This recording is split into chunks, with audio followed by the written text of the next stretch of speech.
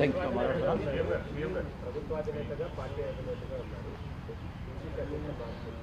నేను ఆల్రెడీ మీ అందరికీ చెప్పినా మళ్ళీ ఒకసారి చెప్తున్నా.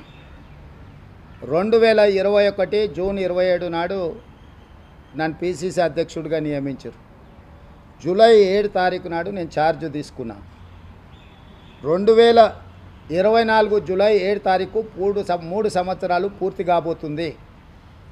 ఒక్కసారి పిసిసి అధ్యక్షుడు నియామకం జరిగితే అది 3 సంవత్సరాలకు ఉంటుంది.